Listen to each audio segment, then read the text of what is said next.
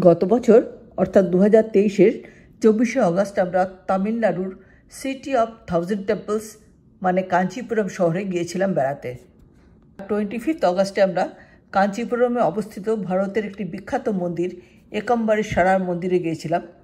এই ভিডিও ক্লিপগুলি সেই সময়কার তোলা। Hello everyone, welcome back to the channel and to a new blog on Ekambareswara temple. আজ আমরা যে মন্দিরে এসেছি সেই মন্দিরের নাম একাম্বারেশ্বর মন্দির বা পঞ্চভূতস্থলম।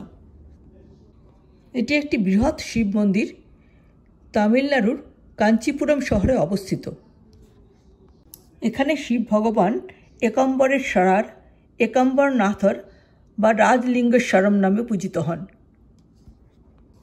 এই মন্দিরটি 300 বছরের পুরনো এবং এটি পঞ্চভূত অর্থাৎ 5 এলিমেন্টস এবং স্পেশালি আর্থ বা পৃথিবী তত্ত্বের সাথে জড়িত।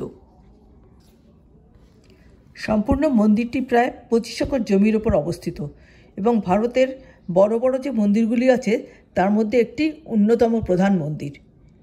এটার চারপাশে 4টে প্রবেশদ্বার আছে। প্রবেশদ্বারকে এখানে বলা হয় গোপুরম। দক্ষিণের প্রবেশদ্বারটি মুখ্য প্রবেশদ্বার এবং এটা প্রায় 192 ফুট উঁচু। এই গোপুরমটি বিজয়নগরের রাজা কৃষ্ণদেব রায় তৈরি করিয়েছিলেন। ভারতের মধ্যে এটাই সবথেকে উঁচু প্রবেশদ্বার। এই তোরণটি যে আয়তনেই বিশাল শুধু তা নয়, এর যা অপরূপ কারুকার্য, যা অসাধারণ স্থাপত্য, তা দেখলে চমৎকৃত হতে হয়। এই তোরণের নিচের অংশে বাম দিকে বিনায়ক গণেশের মন্দির এবং ডান দিকে মুরুগাম বা কার্তিকের মন্দির আছে।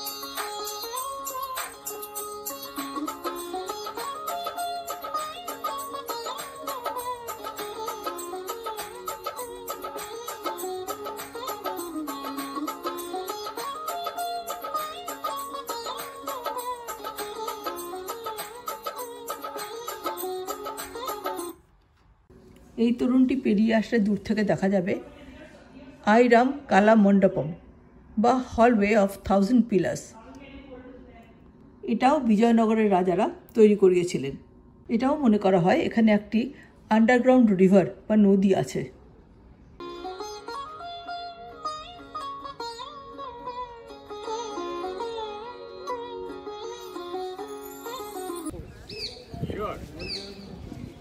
এই বড় বড় স্ট্রাকচারগুলো এগুলো কিন্তু আসলে বেসিক্যালি প্রবেশদ্বার। এখন সবগুলো বন্ধ আছে, কিন্তু চারদিকে 4টে করে প্রবেশদ্বার আছে সবের কাছে, সব মন্দিরের। আরও আছে একটা পুষ্করিণী। সব মন্দিরেই দেখলাম এখানে একটা করে পুকুর বা পুষ্করিণী আছে এবং এটাকে এরা পঞ্চগঙ্গা বলে।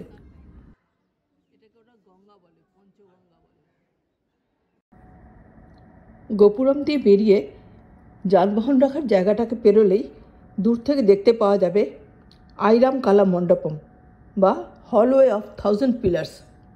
দক্ষিণ ভারতে তামিলনাড়ুতে অবস্থিত কাঞ্চিপুরম শহরের এই একাম্বরেশ্বরা মন্দিরটি একটি বিশেষ তাৎপর্য আছে। পঞ্চমহাভূত বা পঞ্চমহাতত্ত্বের একটা হলো পৃথিবী। পৃথিবী, জল, অগ্নি, বায়ু এবং আকাশ, এই নিয়ে পঞ্চমহাতত্ত্ব।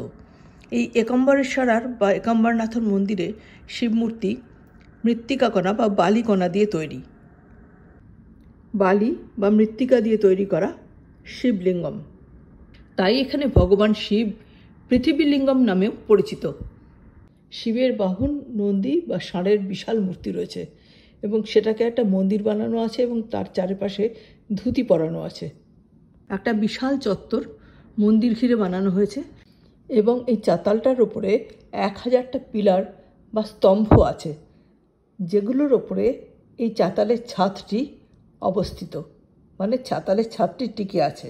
এই জন্যেই এই চত্বর বা চাতালটিকে গেটওয়ে অফ 1000 পিলার্স বলা হয়। আর এই যে পিলারগুলো, এগুলো কিন্তু সাধারণ লম্বা লম্বা পিলার তা নয়, এগুলো অত্যন্ত কারুকার্য খচিত এবং অপূর্ব স্থাপত্যের নিদর্শন।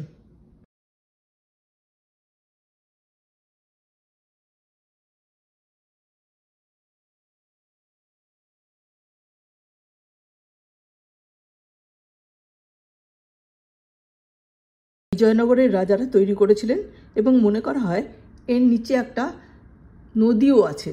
গুপ্ত ধারায় একটা নদী বয়ে চলেছে এর নিচে দিয়ে। মুখ্য মন্দিরে প্রবেশ তো করা যায়, কিন্তু এখানে ফটোগ্রাফি প্রহিবিটেড। মন্দিরে শিবলিঙ্গ এবং শিবের মূর্তি চিত্রিত আছে।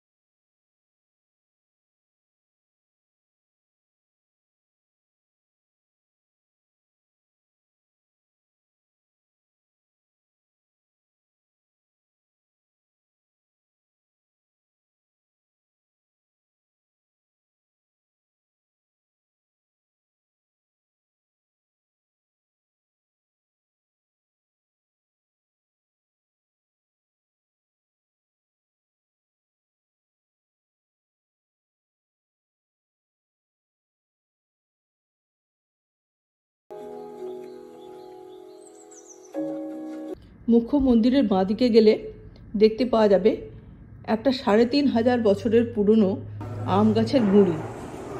গুঁড়িটা রূপো দিয়ে বাঁধানো।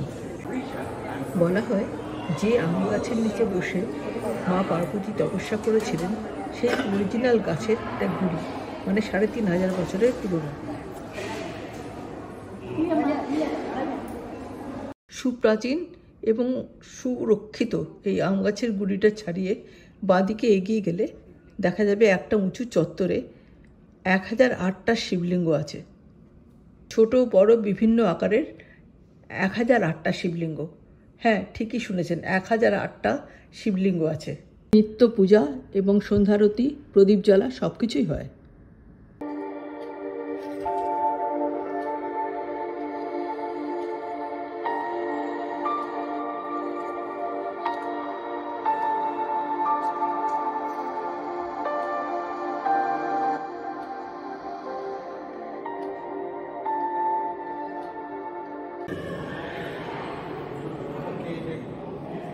খ্যাক করে ধরবে, হ্যাঁ খ্যাক করে দেবে। এটা নিয়ে নিয়ে ডিলিট করবো। Way to mango tree. Let's go and see mango tree.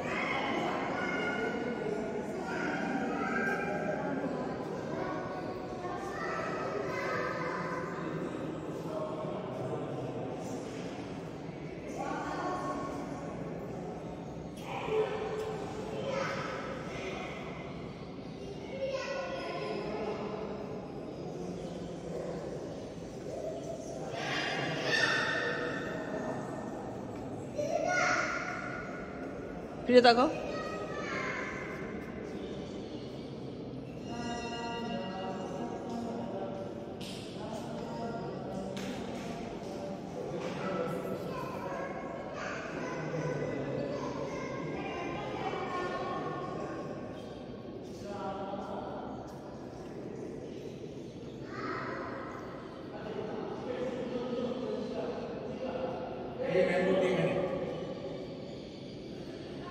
আর একটু এগিয়ে গেলে মন্দিরের পেছনে একটি বিশাল আম গাছ, বিশাল তার শাখা প্রশাখা ডালপালা মেরে দাঁড়িয়ে আছে।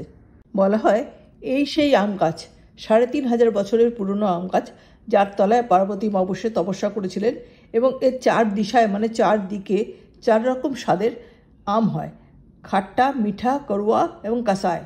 কথিত আছে মা পার্বতী শিবকে পাবার উদ্দেশ্যে মন্দিরের এই প্রাচীন আম গাছের নিচে গভীর তপস্যা করেছিলেন। সে তপস্যা অতি কঠোর। এখানে শিব ভগবান পার্বতীর তপস্যা ভঙ্গের জন্য বিভিন্ন রকমের পন্থা অবলম্বন করেন, কিন্তু পার্বতীকে কিছুতেই টলাতে পারেননি। অবশেষে শিব তুষ্ট হয়ে পার্বতীকে বিবাহ করেন।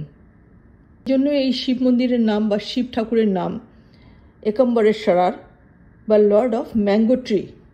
আম গাছটির নিচে একটা সুন্দর শিব পার্বতীর মন্দির আছে, কিন্তু এখানেও ফটোগ্রাফি প্রহিবিটেড। অন্য আরেকটা মতে বলা হয় মা পার্বতী এখানে মৃত্তিকা কণা বা বালুকণা দিয়ে শিবলিঙ্গ তৈরি করে সেই শিবের তপস্যা করে সিদ্ধি লাভ করেন এবং শিবকে পতিরূপে পান। তাই জন্য এখানে শিব ভগবানকে মানে এই মন্দিরে শিব ভগবানকে বলা হয় পৃথিবী লিঙ্গম। মুখ্য মন্দিরের ডান দিক দিয়ে গেলে নটরাজের মন্দির আছে।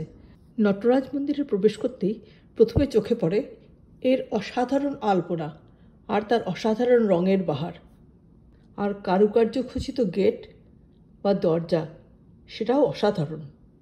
বিভিন্ন রকমের নৃত্যরত নটরাজের মূর্তি রয়েছে এখানে। সেখানে নিত্য পূজাও হয়। ঢুকেই দেখতে পেলাম এখানে পুজো চলছে।